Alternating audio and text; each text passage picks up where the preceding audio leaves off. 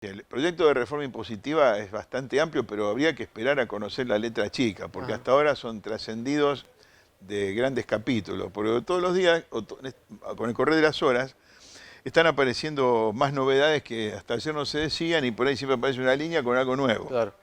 Y eso a veces es determinante. Es la letra chica, es como el contrato de seguro, ¿viste? La póliza, el corazón de la póliza está en la letra pequeña. Entonces, en las retenciones simplemente yo quiero puntualizar de que va a haber un incremento real en el pago de retenciones, pero va a estar dado porque esos 4 pesos que le había fijado el gobierno anterior estaban tomados a un dólar más bajo y entonces en la conversión va a ser un porcentaje sobre el dólar actual. Claro. De una u otra forma pareciera como que va a haber un mayor cargo para el productor agropecuario. Esto simplemente para entrar en terreno impositivo podría trasuntarse de la siguiente manera. Si van a tener menos ingresos, porque las retenciones le va a quitar una parte adicional de los ingresos, van a tener menos utilidades y por ende van a tributar menos impuestos a las ganancias. Bien. Al tributarse menos impuestos a las ganancias, también va a haber una menor coparticipación a las provincias, como pasa porque es un impuesto coparticipable. Simplemente puntualizo que por un lado tiene un efecto de recaudación directa para el Poder Ejecutivo, porque es un impuesto unitario, impuesto federal, pero que en definitiva tiene impacto sobre las provincias a través de una menor coparticipación. Se está hablando de tratar de impulsar nuevamente un fondo sojero que sea la compensación de lo que se pierde vía coparticipación. Claro. Eso como capítulo 1 y esperar que salgan los números finales, aunque ya prácticamente están. Novedades importantes en materia impositiva.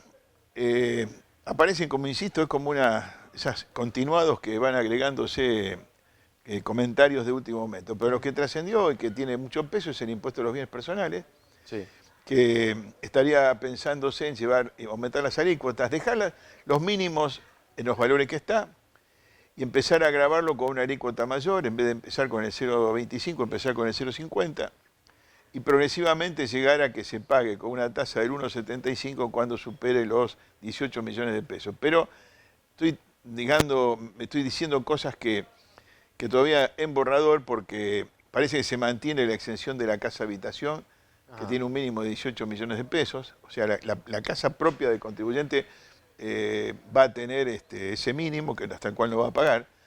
Lo que sucede es que estos valores ya están desactualizados en relación de la vez que se fijaron, ¿no es cierto?, los mínimos en la última reforma. Con lo cual, imagínense lo que ha pasado desde el final del 2018 hasta ahora, o 2017, 2018, con todas las reformas, y toda la crisis cambiaria que devalúa la moneda. Una cosa es hablar de 18 millones de pesos hoy y otra cosa hablarlo cuando el dólar costaba 36 pesos. Ahora, qué increíble la historia reciente de bienes personales. La idea primigenia era vamos a bajarlo hasta eliminarlo. Sí. No solamente no lo bajaron, sino que pausaron eso y lo volvieron a subir y ahora va a seguir subiendo. Sí. Lamentablemente cuando salió la ley de sinceramiento fiscal, que fue el blanqueo, se dijo, bueno, usted, además de la información que vamos a disponer en orden internacional, vamos a tener datos de lo que las inversiones que tiene la gente en el exterior, le vamos a decir que blanqueando también va a tener la ventaja de que bienes personales va a ser menor y con tendencia a su desaparición. Completo la idea, no solamente no va a desaparecer, sino que van a aumentar la alícuota y están sosteniendo que para quienes tienen dinero o inversiones en el exterior van a tener además una tasa especial extraordinaria por no tener los bienes en el país. También trascendió de que se pensaba eliminar el impuesto a la renta financiera en los plazos fijos, pero en compensarlo justamente con este tema de impuestos sobre los bienes personales. También trascendió que se va a cobrar una tasa o un impuesto sobre la extracción de depósitos en las cuentas de las empresas para inhibir o por lo menos bloquear o desalentar el uso de efectivo que puede pagar fundamentalmente compra de moneda extranjera, porque con estas medidas del dólar turístico, de que va a tener una sobrecarga del 30%, es probable que el valor del dólar paralelo aumente. Acá en el tema del dólar turístico aparentemente no va a ser el que tuvimos hasta el 2015, que uno se pagaba, pero después se compensaba el impuesto pagado en el impuesto a las ganancias. Claro, era como un adelanto, ¿no? Era un crédito, digamos que no se desalentaba el uso en el exterior del dinero, pero después la gente lo pagaba, pero acumulaba un monto que lo podía utilizar el año, cuando venciera la declaración jurada de ganancias, como pago a cuenta. Aparentemente eso hoy no sería, pero insisto que estamos hablando de los trascendidos periodísticos. Exactamente. Otra medida que se comenta que podría llegar a salir es la aplicación de un impuesto sobre la transferencia gratuita de bienes, especialmente enfocada en este tema de los fideicomisos financieros constituidos en el exterior. Y esto, si es así, no lo sabemos, porque son trascendidos, tiene que ver con que hubo mucho movimiento antes de que asumiera este gobierno, de que se iba a aumentar sustancialmente el impuesto a los bienes personales y que entonces había algunas formas de escape posibles para no pagarla. Una era no tener residencia en el país, fijar residencia en otro país que no hubiera la misma carga impositiva que tiene la República Argentina, porque Claro. si no... O la otra era deshacerse de los bienes en función, transferirlo a un fideicomiso, cuyos beneficiarios serían los familiares, supuestamente, pero se tenían que desapoderar de los bienes, nombrar un apoderado y tenían que renunciar a poder anular el fideicomiso. Ese tipo de actitudes o actos jurídicos estuvo muy promocionado en las últimas semanas de noviembre, antes de que asumiera este gobierno. Ahora ha trascendido de que quieren fijarle un impuesto a ese aporte que están llamando impuesto a la herencia, a la transmisión gratuita. No sabemos si va a ser para cualquier tipo de bienes, porque lo que pasa que gravar a nivel nacional el impuesto a la transmisión gratuita de bienes es meterse en un terreno que es provincial, porque es un impuesto directo, que es facultad de las provincias, no de la nación. Entonces, salvo que sea un impuesto de emergencia nacional, con una vigencia relativamente corta, que lo haga a cuenta o en definitiva simplemente para salir de una emergencia ahora, pero que para que mañana lo hagan las provincias, uno no lo sabe. El impuesto de la herencia rige en provincia de Buenos Aires, por ejemplo, pero no sé qué pasaría si además se aplica un impuesto a nivel nacional, Claro. con lo cual Buenos Aires tendría dos impuestos. Yo creo que es un tema para pensarlo, pero se tiró esa idea. Bien. Enrique, ¿te puedo preguntar por dos cosas Por supuesto. puntuales? La primera es, la hablamos hace unos días, es el tema de la ley de estabilidad fiscal. Sí, Es un tema que preocupa mucho aquí en la provincia de Santa Fe por saber si va a haber una prórroga de esa adhesión o no va a haber una prórroga. ¿Qué sabemos al respecto y de qué consta esto? Lo que sí sabemos es que le van a pedir al gobierno y probablemente salga en este megaproyecto de ley de que se deje de lado el consenso fiscal que se firmó en el 2017 entre la Nación y las provincias, con lo cual dejarían en libertad a las provincias para aplicar impuestos, nuevamente las tasas de impuestos a los ingresos brutos que crean conveniente, manejar impuestos de sello en la medida que les pueda convenir. Y con respecto al tema de estabilidad en las provincias, que era lo que un poco se dio para equiparar a las leyes pymes nacionales, que las provincias dieran una cierta protección y estabilidad a las pymes, porque las pymes se encontraban que no tenían estabilidad fiscal. Con la ley esta provincial se trató de equiparar, de que las provincias al menos tuvieran una protección por un periodo realmente previsible de no ajuste de las alícuotas. Obviamente que si esto sale como se lo han pedido algunos gobernadores al presidente, o se lo van a pedir en estos días, en estas horas, al ministro de Interior, si se deroga el consenso fiscal, obviamente puede aumentar la carga tributaria a nivel provincial, porque van a tener libertad de acción para hacerlo.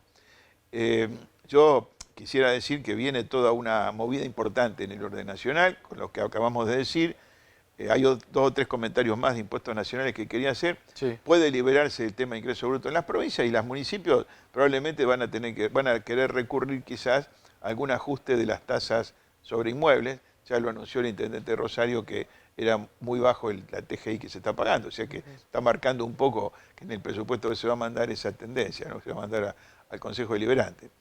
Quería decir dos cosas. Con respecto al tema nacional, para continuar un poco en la primera órbita de los problemas, que se mantendría la reducción de la alícuota de ganancias del 30%. Lo que no sabemos si va a seguir reducida el año que viene o si la van a dejar fija en el 30%. Acuérdense que había bajado del 35 al 30 para sociedades.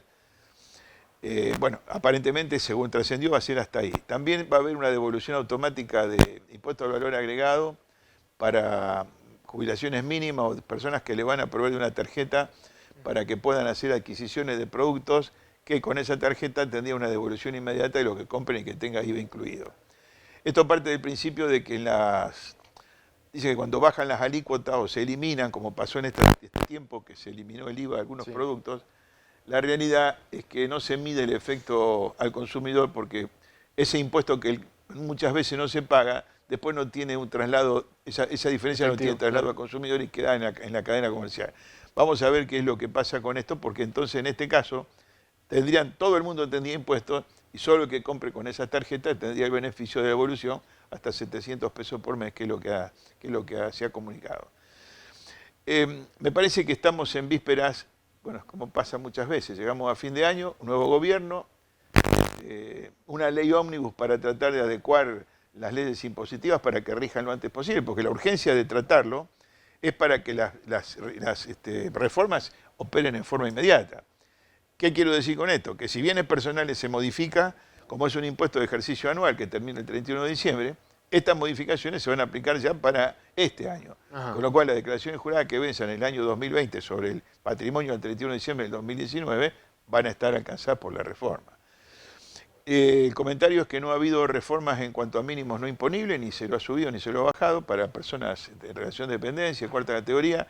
Así que bueno, hasta ahora hemos podido extractar, digamos, como principios de ejecución, y en el curso de las próximas horas vamos a tener más claro, a medida que salgan a luz, todas estas modificaciones propuestas. El balance en general, Enrique, como para cerrar, es vamos a tener más presión impositiva, por lo menos en lo que se supone y se sabe hasta acá, a nivel nacional, provincial y municipal. Lamentablemente, si lo tenemos que mirar desde el bolsillo del consumidor, el bolsillo empresario, vamos a tener que afrontar más gastos. En este momento, amparado por la premisa de que los que le ha ido mejor tienen que aportar en función de los que no le ha ido bien, y bueno, o tratar de darle facilidades a las pymes para tratar de ayudarlas un poco, pero el balance final es que la carga tributaria va a ser mayor que la que tenemos hasta ahora. Por lo menos así es como se está viendo en función de los números que estamos leyendo. Enrique, cuando tengamos más datos y la letra chica, como vos decís, de todo esto, te vamos a convocar para analizarla nuevamente. Sí, yo creo que vale la pena. Lamentablemente, estas cosas ocurren cuando estamos llegando a fin de año, ¿no? Cuando todo el mundo, sus biorritmos y sus estados de ánimo entran a aflojarse, a distenderse, porque estamos en vísperas de vacaciones. Claro. Un sector de la población, los profesionales fundamentalmente, y otro grupo de gente, se tiene que poner activamente a estudiar, porque prácticamente las consultas nos van a atiborrar a partir de las próximas semanas, a partir de la reforma. Pero bueno, es la tarea que uno eligió. Me imagino. Enrique, gracias por venir. Al contrario, gracias a usted.